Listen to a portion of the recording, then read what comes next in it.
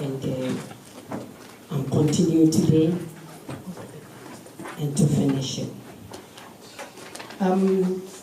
Just a recap of last week's message, of which I'm doing the continuation. We have aspire to inspire before you aspire. And we find out that we are to aspire ourselves in order to aspire others before we aspire, because there's a day of aspiration. And the theme, really, that God gave to me was, what is in your hands? A question, then a command that follows. It says, use it. What is in your hands? Then use it. The message, as it is, a question, what is in your hands? There's something in our hands. We found out from last week that there's something in our hands. Yeah, that's right. Once God has said, there's something, what is in your hands?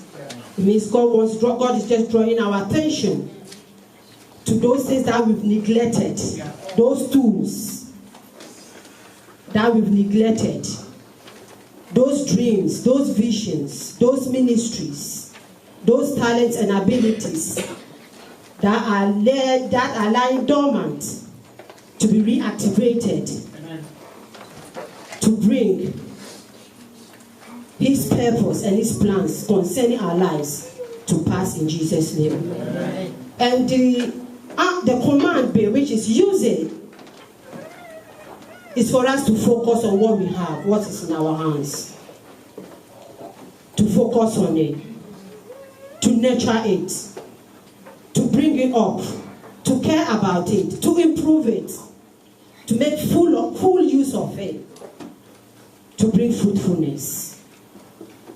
For us, some of us to be aspired in order to aspire others in Jesus' name. We also learned about, we went quickly to Genesis chapter 4, verse 2, which is not up there. And we read about what God asked Moses. Can we quickly go to Genesis 4, please? Anyone there can read it, please, because of time. Exodus 4:2. No, it's Genesis chapter 4, verse 2. No, Exodus 4:2, sorry. So the Lord said to him, what is that in your hand? Yes. He said, a rod. Thank you. Here we see God talking to Moses, when Moses is giving every excuse not to go back to Pharaoh, not to go back to the land of Egypt. And God asked him, what is in your hands? We learned that Moses had just a stick, a dead stick, but it has life. Amen.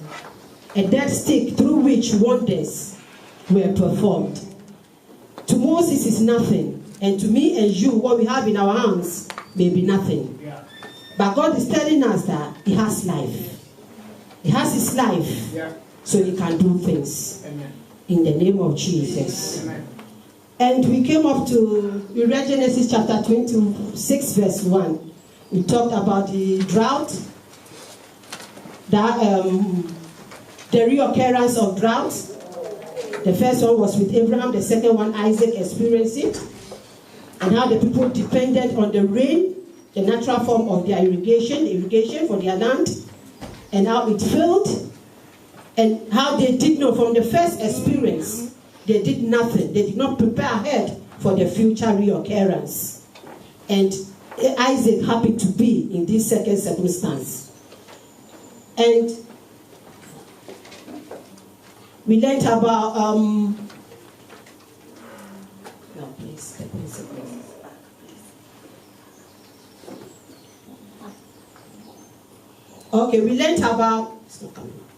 we learned about the consequences of droughts.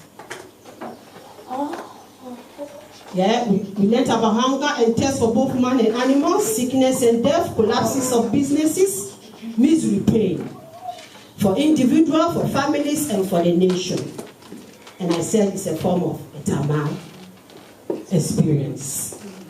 And I quickly gave some notes and benefits of livestock, because their main occupation in those days is farming, mixed farming, that's mixed farming, raising animals and tilling the land. So we saw the importance of their livestock in their business, in their daily lives. So it's a means of transportation, the donkeys and the horses. The livestock serves as food and clothing for sacrifices, selling and exchange for goods and services. We also quickly learned about when the drought came, how all these things were affected. Their livelihood was affected. There is a change. How do we deal with our changes? Do we accept change? Especially when it's positive. Do we accept change? Then we quickly also learned about some aspired men of God. Yeah, one thing for sure is about life. But let's go to some aspired men. Examples of aspired men in the Bible. We looked at Job. We looked at Joseph. We said Job was saved by God when the devil challenged God about Job. God said, you can have it all, but not his life. Joseph, for his dream, his brothers conspired and determined to kill him. But Reuben came to his rescue. He said, shed no blood. Instead, they put him in a pit, and he ended up in Potiphar's house. Now he had this accusation by Potiphar's wife because of righteousness, because of the God he knew, because of what is in his hands, virtue, the pride of the God he knew. It caused him into prison. But God saved him because Potiphar could have killed him. Then we saw Daniel in the lion's den. He had dreams, an interpretation of dreams. That's what he had in his hand. God spared his life. We saw Paul and Silas in prison. We saw what they had in their hands was praise and worship. Praises and worship. The power of praise and worship. If you don't believe in praise and worship, just read about Paul and Silas in Acts 16 verse 25, and you see the work and the power in praise and in worship. So we now came to the point that we saw that all these people really had talents, abilities, and skills. And for the reason why, the main reason I put up this with life is all these people went through trials. They went through challenges. They went through hard and difficult times. Yeah. But they used what they had in their hands. They have life. Me and you have life. We touch on the life of God, the life we have now. It's a new life in Christ Jesus. We live in a life in Christ Jesus. And the Lord who has given us the life is telling us there's something in our hands. There is something. It's not a new thing to receive. It's not a new thing that is going to do. It's not a new thing that is given us. But I said, I have already given you. Yeah. It's in your hands. Amen. Recognize this that is in your hands and use it. Because there's life in what is in your hands. What is in your hands has the life and the breath of God to do, to accomplish, to fulfill, to build, to inspire, to aspire, to have influence on others, to impart others, wisdom, knowledge, understanding, your ability to cook. Amen. Yes. Yes. Amen. Your ability to sing. Amen. Yeah. Your ministry. Yeah. In instruments. Your desire. Amen. To serve. Yeah. Yeah. They are all gifts. And those are the things. You know, going back to a few Tuesday Bible studies and some few studies we've had about building the tabernacle. Yeah. There was this guy called Bezalel. He actually built the tabernacle through his skills and his ability. Yeah. Moses had just to give him the dimensions, the signs, the instructions, because he received it directly from God. That's right. But the work wasn't done by Moses. No. And we are uniquely made, endowed with different skills and ability. It shows the diversity of God, the wisdom and the power of God. And when we use all that which is in our hands together as a church, Yeah, that's right. it has power. It brings heaven down. Amen. And it speaks of the God we worship. Amen. Amen. What is in your hand? Amen. Have you identified what is in your hand? Then use it. Use it. Use it. Amen. It might be something to you irrelevant. Yeah, that's right. But God is telling you there's nothing irrelevant. I don't give people rubbish. Yeah. So every good and perfect gift comes from who? The Father. Hallelujah. So if He say, I place something in your hand, use it. Don't take it for granted. Yeah. Is it your marriage? Yeah. Is it past relationships? Yeah. Oh, I've worked it all. It didn't work. God says there's still life in it. Yeah. It's not finished. Yeah. That relationship is not finished. That marriage is not finished. That business you started, that crumbled, is not finished. Yeah. It's a matter of just rearranging it into the line of God in Jesus' name. Amen. Going on from there.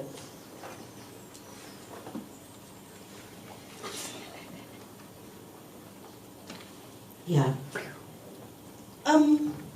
Now continuation. Said Isaac used what he has in his sons. We know when we go to Genesis, please can you quickly go to Genesis chapter 26, verse 12.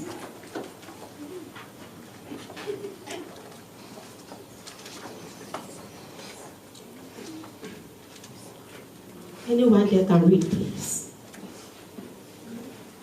Then Isaac sowed in that land and reaped in the same year 100-fold, and the Lord blessed him. Thank you. Isaac had something in the midst of famine. Isaac had something. Isaac had something. Isaac sowed, which means Isaac had seed. That's right. And it wouldn't be much for a food because it's to be sown. But then Isaac had a choice whether to sow this seed or to eat it. Because there's starvation, there's famine. So, one thing to take the word and use it, Yeah. or just listen. And the gifts or that which is in your hands lay bare, unfruitful. Isaac had a choice. We all conclude, and Isaac sowed in the same year, and he reaped 100-fold. He took action Yeah. with what was in his hands. That's right. Isaac sowed. Isaac obeyed. As the word comes forth this morning, I pray that you will not withhold that which is in your hands. Amen. Those seeds you will not withhold. You will not withhold your ministry. You will not withhold your governance. You will not withhold yourself or untie yourself to the present situation. Oh, everybody is crying. The nation, we don't know where the nation is heading towards. But in that famine, in that time of drought, in that time of hardship and difficulty, that's when Isaac sowed. This is our time and season to sow. Amen. This is our time and season to develop that which is in our hands. This is the time and season for us to mount and march forward with our ministries, with our skills, with our abilities, with all that God has given us. and we have a fruitful resource. Amen. When we go to same Genesis 26, verse 15 to 22. I just quickly want to open our eyes into another thing. Now the Philistines, Yes. now the Philistines had stopped up all the wells which his father's servants had dug in the days of Abraham his father, and they had filled them with earth. And Abimelech said to Isaac, "Go away from us, for you are much mightier than we." Then Isaac departed from there and pitched his tent in the valley of Gerar and dwelt there. And Isaac dug again the wells of water, which they had dug in the days of Abraham his father, for the Philistines had stopped them up after the death of Abraham. He called them by the names which his father had called them. Also Isaac's servants dug in the valley and found a well of running water there. But the herdsmen of Gerar quarreled with Isaac's herdsmen, saying, "The water is ours." So he called the name of the well Esek, another well, and they quarreled over that one also. So he called its name Sitnah. And he moved from there and dug another well, and they did not quarrel over it. So he called its name Rehoboth, because he said, "For now the Lord has made room for us, and we shall be fruitful in the land." Hallelujah. Now the Lord has made room for us as a church, as individual. Lord has made a room for us, and we're going to be fruitful. What I want us to, the revelation I got from here is that there wasn't any record in Genesis 26 verse 12 where Isaac sowed and the same year reaped 100-fold. There was no record of rain. There was no record of rain, because if it had rained, then Isaac would not be the only person really to harvest. So Isaac used something that was also in his hands, being the wells. The wells. He had opposition upon opposition. Even that which belongs to him, people were still fighting. But he didn't give up. Have you given up? No. On what is in your hands? Because it didn't work the first time? That's right. Yeah. Because it didn't work the first time? Because there was opposition? Because a friend did it? Yeah. We like comparison. It might not be necessarily us using it, but a friend did the same job, a friend did the same business, and it didn't work. Yeah. God is saying you are unique. Amen. Amen. He saw that friend, but he chose you That's right. and gave you that gift. Yeah. He gave you that which is in your hands, and he's telling you today, use it. Isaac used the wells. He and his servants dug some, and that one was not even flowing. It didn't just become a standing water, but it became flowing, a well that is now flowing. Yeah. Flowing to his field, Yeah. because he obeyed. He used what is his hand. Yeah. He sowed the seed. Yeah. That was in his hands. And the well to irrigate the land. Yeah. That's right. Amen. Amen. That's how 26 verse 12, he reaped 100-fold in the same year. Hallelujah. Amen. What is in your hands? Praise God. What is in your hands? I'm challenging myself and yourself. Yeah. That's right. As individual and as a church. That thing is small. How big is a seed? How big is a seed? But because it has life, God is telling us that whatever is in our hands has life. Amen. No ordinary life, has the life of God. So it will yield fruits. If only we will sow. We will run with it. We will walk with it. We will nurture it. We will respect it. Pick it up. My brothers and sisters and myself, let's pick it up. Just this morning during worship, this came to me about David when he was about to face Goliath. It's just a confirmation of what we have. So, this conversation, is what did David had when he was about to face Goliath? I said, okay, he had that sling. Then afterwards, he went to pick some stones. He said, yes, that's the sling. He had it.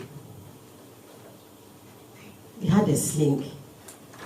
Normally in Africa, we use it to just birds for hunting, funny hunting. But as sling and as playful instruments as it is, David killed a Goliath with it. There's life in what is in your hands. Use it. Use it. Use it. Use it. In the name of Jesus. Please can we rise up as a church as I bring the service to an end?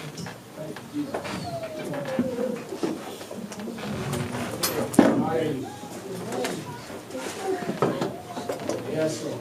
Yes. I just want each and every one of us just to pray to God.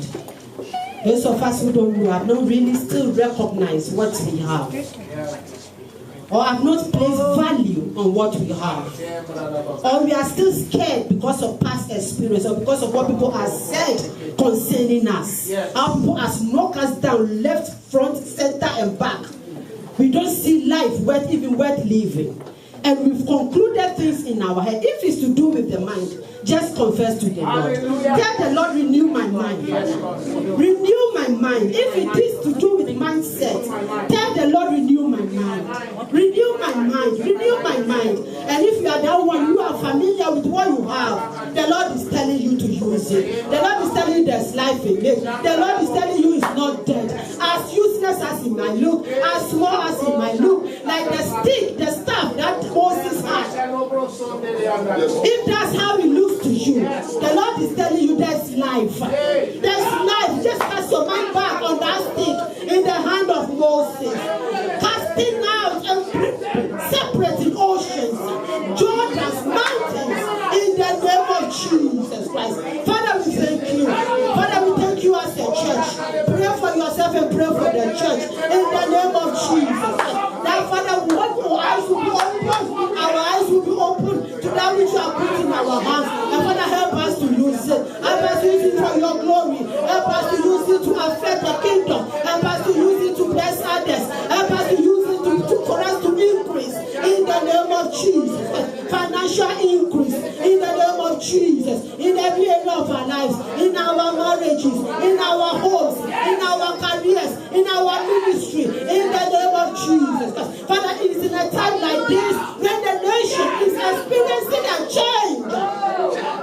Manda yakasoto yambakaya mokosa. We will not be stuck. Manda kobaso tu sanda yimakaria. We will walk by your power, by the changes, by your changes, by your changes, and by your ways, and by your ways, and by your ways, and by your ways, and your will in the name of Jesus. We will not be of those who don't accept change, because you are a God of change, and you've clearly told us that heaven and earth will pass away, heaven and earth and everything they will pass away, but your word stands eternally, and on your word, Father, we move. Your word, which is living, active, sharper than any two-edged sword. On your word, which has come forth today, Father, as we have something in our hands to use, to aspire ourselves and to inspire others, to be of influence,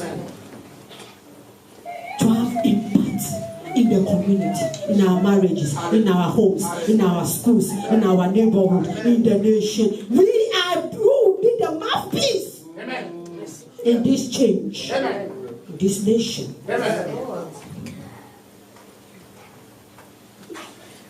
We speak against anything that is not of you. Being fear, being abandoning of the word as it has come. That voice that will say, this is not for you. We shut that mouth down. Every contrary speech, every contrary word, every circumstance that plays back to our mind, being the past or being the present, that hinder us from sowing, from standing the hardship and the difficulties that Isaac faced from the people of Philistine. Father, we pray for spirit of endurance, determination, to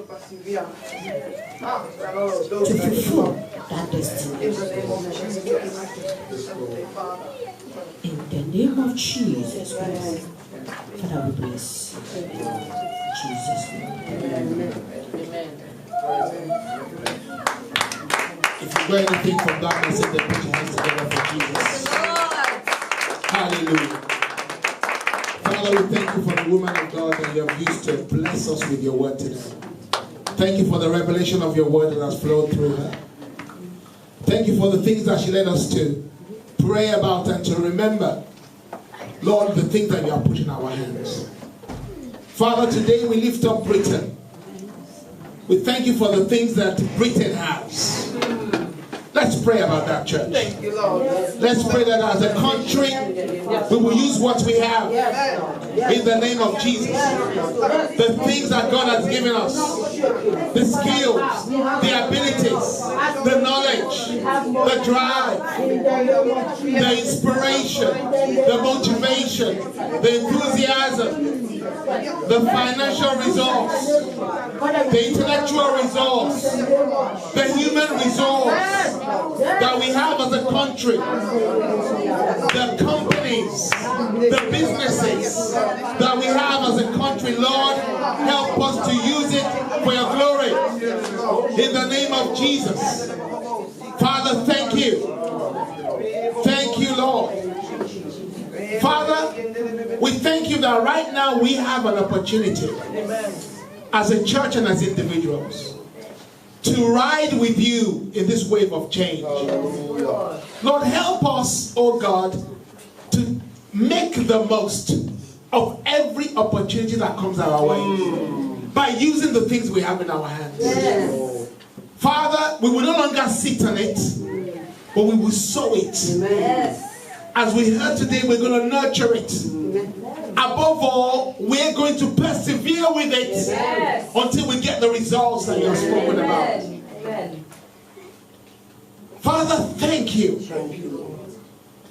We throw away everything that hinders and the sin that so easily entangles, and we run the race marked out for us with perseverance, looking unto Jesus, the author and finisher of our faith, who for the joy set before him endured the cross, scorning its shame. Lord, help us to endure in the name of Jesus, that we may enter into. We're not going to be like the millions of people who left Egypt and did not enter into, because it did not mix what they had with faith. But we're going to take action by faith. We're going to enter into the good things you have for us right now. In our businesses, in our marriages, in our relationships. In the name of Jesus. Thank you, Father. We're going to return with praise to you, Lord. Now you have led us in this season. Father, we give you praise. In Jesus' precious name. We have declared. Amen. Put your hands together for Jesus, please. Hallelujah! Lord, thank you, Lord. Praise God. Let's take our seat in God's presence. Please welcome Deacon Michael to the offering.